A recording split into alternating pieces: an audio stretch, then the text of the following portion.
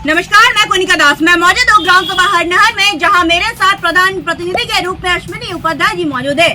मैं इनसे जानना चाहूंगी कि अभी तक इन्होंने 3 सालों में अपने ग्राम सभा में क्या क्या विकास कार्यों का अंजाम दिए हैं और आने वाले 2 साल के लिए क्या रूपरेखा तैयार किए हैं ताकि इस ग्राम सभा का कायापलट हो सके। अश्विनी जी, आपका हमारे चैनल में बहुत बहुत स्वागत है। धन्यवाद। आपने अभी तक 3 सालों में अपने ग्राम सभा में क्या क्या विकास कार्य करवाए हैं? अब शौचालय तो पहले बना था, अभी बना नहीं हमारे शासनकाल में। कुछ सड़क, कुछ खड़ंजा बिछा है, कुछ इंटरलॉकिंग हुई है और आवास हम लोग लाए हैं जो घर और गिरने पर 10-12 के, उसके अलावा कोई काम नहीं हुआ है। और सबसे ज़्यादा हम लोग परेशान जानवर से हैं। हम लोग सारी खेती हम लोग जो करते हैं सब जानवर चर डालते हैं। दिन भर हम लोग खेती करते हैं, शाम को जानवरों को देखते हैं, ताकते हैं, खेत में रहते हैं। ठीक है, दिन में घर में रहते काम करते हैं, उसके बाद शाम को खेत ताकते हैं।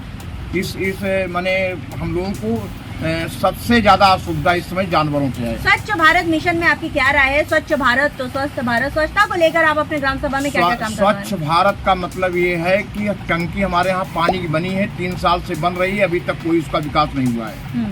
अभी बन रही है, एक गांव खोदा जाता है, उससे नालियां जितने हैं, जितनी गांव की सड़क है, जितने सब है, रास्ते अवरुद्ध हो गए हैं, बंद हो गए हैं, पानी की बूंद नहीं टपका है, टंकी अधूरी पड़ी है और एक पार्टी आती बनाती, दूसरी पार्टी चली जाती है। ओडीएफ प्लस में आपकी ग्राम सभा हो चुकी है? ओडीएफ प्लस हो गया। आरआरडी सेंटर वगैरह बन चुका है? क्या कूड़ा घर बन चुका है? हाँ, कूड़ा घर बन गया। कूड़ा गाड़ी आपके पास आ चुका है? हाँ, कूड़ा गाड़ी। आपकी ग्राम सभा में जब सर्वे हुआ, बहुत जनता से मुखातिब है, जिनका कहता कुछ जगह नाली की समस्या है, जल निकासी न होने का, नालियों में जल भरा है, जनता की शिकायत है। इसका निवारण आप कब तक करवा देंगे? अब बजट की हालत है कि हम लोग नाली बनवाते हैं, नरेगा से बनवाते हैं, 3-3 साल तक भुगतान नहीं होता है। हम लोगों का जीना दुश्वार होता है। ईंटा वाले को मान ले लगा दिए तो ईंटा का पेमेंट नहीं होता है, सीमेंट वाले को ले लिए तो सीमेंट नहीं उधार, कोई हम लोगों को उधार देने के लिए तैयार नहीं होता है। अब उधार में काम मनरेगा में काम करते हैं, उसका पेमेंट नहीं होता है, लेबरों का पेमेंट नहीं होता। हम लोग घर घेर लेते हैं कि आप हमारा पेमेंट कराइए, पेमेंट नहीं होता वह समय से। जब समय से पेमेंट नहीं होता है तो लोग काम करने के लिए तैयार नहीं होते हैं। मनरेगा के तहत 237 रुपया दिहाड़ी है और जनरल में लेबर जो है 300 रुपया कमा रहे हैं, तो 200 जब 300 रुपया कमा रहे हैं जनरल, तो 237 रुपया कोई आने के लिए काम करने के लिए तैयार नहीं होता है। और सरकार जो है चाहती है कि हमारा काम सब साफ हो, अच्छा हो, पैसा भी देना न पड़े। स्वास्थ्य की मैं बात करूं तो हमारे उप मुख्यमंत्री ब्रिजेश पाठक जी स्वास्थ्य मंत्री हैं, स्वास्थ्य के प्रति काफी जागरूक भी। आप अपनी ग्राम सभा में स्वास्थ्य को किस स्तर पर आगे लेना चाहेंगे? अब स्वास्थ्य का मतलब है कि अब है हम लोगों के यहाँ लालगंज पीएचसी है, यहाँ से 10-12 किलोमीटर दूर है, वहीं कोई ज़रूरत पड़ता है तो वहीं हम लोग जाते हैं, बाकी यहाँ तो कुछ नहीं है। एक अस्पताल धारूपुर में है, कभी डॉक्टर रहबे नहीं करता है, कंपाउंडर कभी रहता है, कभी वो भी नहीं रहता है, दवा की भी कोई समस्या नहीं है। आयुष्मान कार्ड वगैरह घर घर तक बन चुका है? अभी तो पूर्ण रूप से नहीं बना है, लेकिन कुछ बना है, लेकिन बना है कहीं। ज़्यादातर अस्पतालें काम नहीं करती हैं। ज़्यादातर आप लेकर के आयुष्मान कार्ड जाइए, जिन अस्पतालों में जाइए, सरकारी में कोई सुविधा नहीं, प्राइवेट में जाओ, कहाँ हमारे यहाँ लागू ही नहीं है। आपका कोई सपना जो आप अपने ग्राम सभा के लिए करना चाहते हैं, जो किसी प्रधान ने नहीं किया पर आप करना चाहते हैं? नहीं, हम तो हर विकास करना चाहते हैं। पैसा मिल जाए तो नाली खड़ंजा जितना है पूरा गांव को हम एकदम ओके कर दें, गांव को एकदम स्वच्छ बनाते हैं। लेकिन जब कहीं हम लोग कोई काम कराते हैं उसमें तमाम बाधाएं आ जाती हैं, लोगों को भुगतान नहीं होता तो हम लोग परेशान हो जाते हैं। अच्छा, आप ये बताइए कि आपके यहाँ महिला समूह वगैरह सही से चल रहे हैं? हाँ, महिला समूह सही से चल रहे हैं। अच्छा, यहाँ जो लेखपाल और कोटेदार है वो कैसे है? लेखपाल तो ठीक है, कोटेदार के बारे में कहने का मतलब जो मिल रहा है वो भी नहीं मिलना बंद हो जाएगा। अगर कुछ कह देते हैं तो जो मिल रहा है लोगों को वो भी मिलना बंद हो जाएगा। समझ गए। ये बताइए कि आपके यहाँ पे सबसे बड़ी समस्या आपने जानवर को कहा, लेकिन आपके यहाँ बारातगढ़ शमशान घाट की भी एक बहुत बड़ी समस्या है जिससे आम जनमानस सब शमशान के लिए है कि अब शमशान भी सही ढंग से नहीं बना है। वहाँ फिर जो है, जो ज्यादातर लोग जो मर जाते हैं अपने खेत में गाड़ लेते हैं, अपने खेत में, अपना निजी खेत में ले जाकर एक कोने गाड़ देते हैं। आपने लिखित आवेदन नहीं किया? लिखित आवेदन दिए हैं। सबसे पहले आपके पास है? नहीं, हमारे यहाँ शमशान घाट का है, अलर्ट है। देखिए, हमने कई बार प्रयास किया तो उसके लिए कहते हैं कि इतना परसेंटेज पहले जमा हो जाए तो उसके बाद आपके यहाँ वो बजट किया जाएगा।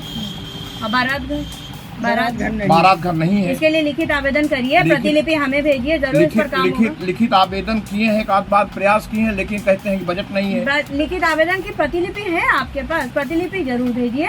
प्रधान जी आपके लिए हित के लिए काम कराया जाएगा, हम लोगों को लगाया गया, हम लोग काम कर रहे हैं प्रधानों की हित। ठीक है, हम आपको लिखित उपलब्ध करा देंगे, दे देंगे। ठीक है, प्रस्ताव दे देंगे, प्रस्ताव भी हमारे पास, जगह भी है। सरकार से आप क्या क्या मदद चाहते हैं? सरकार से सबसे पहली मदद चाहते हैं कि हम लोगों का खेत सुरक्षित रहे, जिससे हम लोग अन्न मिले।